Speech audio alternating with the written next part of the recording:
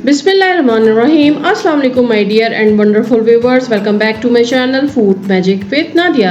I believe in the magic of healthy homemade food for a happier healthier lifestyle. Cake रस को ठंडे दूध में डुबोएं और फिर उससे बनाएं एक इंतहाई यमीएस्ट और डिलीशियस किस्म की डिलाइट, एक ऐसी स्वीट डिश जो आपने इससे पहले कभी नहीं खाई होगी। तो चले जनाब देखते हैं रेसिपी को। वीडियो को स्टार्ट करने से पहले मेरी आप सबसे एक छोटी सी रिक्वेस्ट है कि प्लीज चैनल को सब्सक्राइब कर दें और साथ में बेल आइकन को प्रेस कर दें ताकि नई आने वाली तमाम वीडियो की इन्फॉर्मेशन आपको मिलती रहे। वीडियो को लाइक कर दें, कमेंट कर दें, शेयर कर दें और मैं इसी नेम से इंस्टाग्राम पे भी हूँ, फूड मैजिक विद नादिया, मुझे फॉलो कर लें। मेरे चैनल पे मिलेंगे आपको हेल्दी खाने और बहुत सारी entertainment. As I believe eating healthier makes more life comfortable and enjoyable.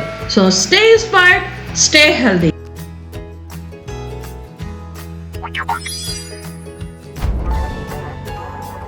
इस रेसिपी के लिए हमें जिन चीज़ों की ज़रूरत है उसमें सबसे पहले हमें चाहिए केक रस।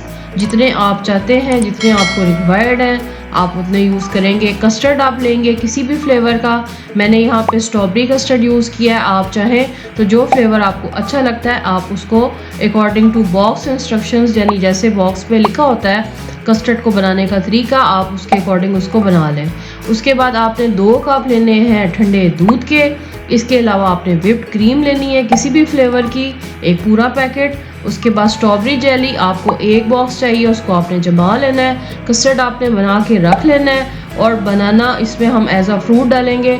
आप कोई और अगर फ्रूट डालना चाहते हैं तो आप वो भी यूज़ कर सकते हैं। इस रेसिपी को हम चॉकलेट के साथ भी तैयार कर सकते हैं और फ्रूट और जेली के साथ भी। सो मैंने सोचा आज इसको क्यों ना फ्रूट और जेली के साथ तैयार करें। सबसे पहले आपने केक रस को इस तरह से ठंडे दूध में डिप करते जाना है, भिगोते जाना है और बस उसको निकाल के आपने इस तरह के आपने एक कंटेनर ले लेना है। आप इस तरह कोशिश कीजिए कि इस तरह से चौकोर साइज का ही हो, गोल वाला ना हो, क्योंकि इसमें केक रस जो है वो सीधे सेट हो जाएंगे। ठीक है, इस तरह का अगर आपके पास कंटेनर नहीं है तो आप एक दफ़ा बाय कर लें। आपके लिए यूं की चीज़ें 1-2 भी अगर आप ले लेंगे तो मेहमानों के लिए जब आप इस चीज़ को सर्व करते हैं तो बड़ी अच्छी प्रेजेंटेशन हो जाती है। यहाँ पे पहली लेयर केक रस की लगाई जो दूध में भिगे हुए थे। अब दूसरी लेयर मैं यहाँ पे स्ट्रॉबेरी कस्टर्ड की लगा रही हूँ। ठीक है, इसको आपने चम्मच की मदद से बिल्कुल नरम हाथों के साथ इस तरह से ऊपर अच्छे से फैला देना है। जैसे हम बिरयानी की लेयर्स लगाते हैं बिल्कुल इसी तरह से यहाँ पे हमने इसकी लेयर लगा लेनी है। ये एक बहुत ही डिफरेंट किस्म की स्वीट डिश तैयार हो रही है जो आई होप आपने इससे पहले नहीं देखी हुई होगी। कस्टर्ड की लेयर को अच्छी तरीके से फैला लें। कस्टर्ड के अंदर मीठा अगर आप इस्तेमाल करना चाहते हैं तो चीनी का इस्तेमाल करना चाहते हैं तो चीनी का इस्तेमाल कर लें।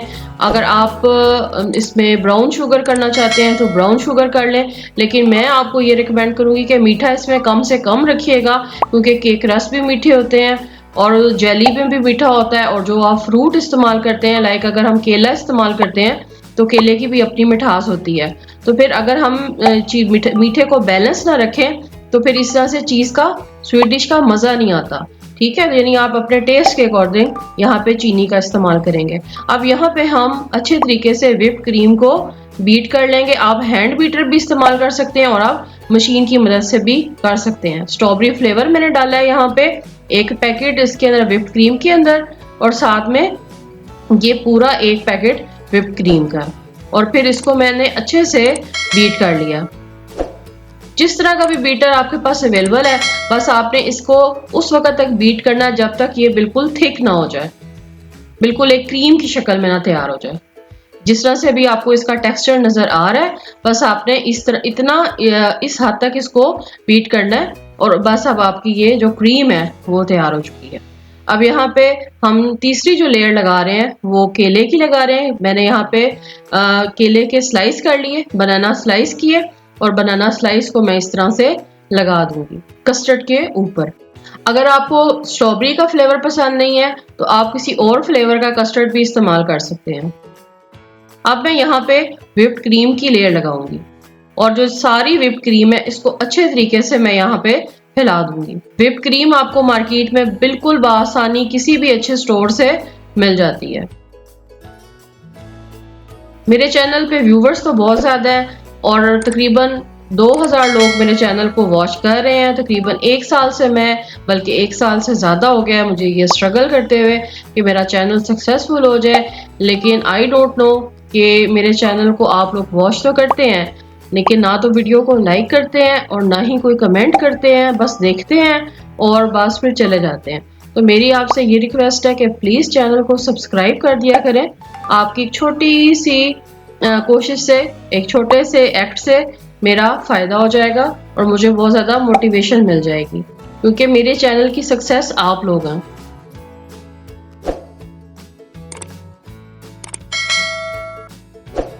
अब हम यहाँ पे जेली जो मैंने एक पैकेट जमा के रख ली थी, उसको मैं इस तरह से मैंने पीसीस में छोटे छोटे क्यूब्स की शक्ल में किया और चम्मच की मदद से मैं इसके ऊपर फैला दूंगी। फिर वही बात रिपीट करूंगी कि जेली का भी आपने वही फ्लेवर लेना है जो आपको पसंद हो। अगर आप ये सब कुछ मैंगो के साथ ट्राई करना चाहते हैं तो फिर आप यहाँ पे सारा कस्टर्ड भी मैंगो से रिप्लेस कर देंगे, स्ट्रॉबेरी को। इसी तरह से आप मैंगो का फ्लेवर एक पैकेट ले लेंगे, वो आप व्हिप्ड क्रीम में डाल देंगे और मैंगो जेली ही इस्तेमाल कर लेंगे। और अगर मैंगो सीजन है तो आप मैंगो स्लाइस ही इसके अंदर इस्तेमाल करेंगे। इसी तरह से चॉकलेट का भी यही हिसाब है।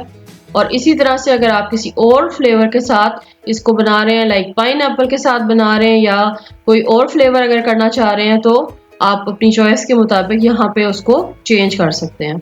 मैंने यहाँ पे स्ट्रॉबेरी और बनाना 2 फ्रूट्स का इस्तेमाल किया है।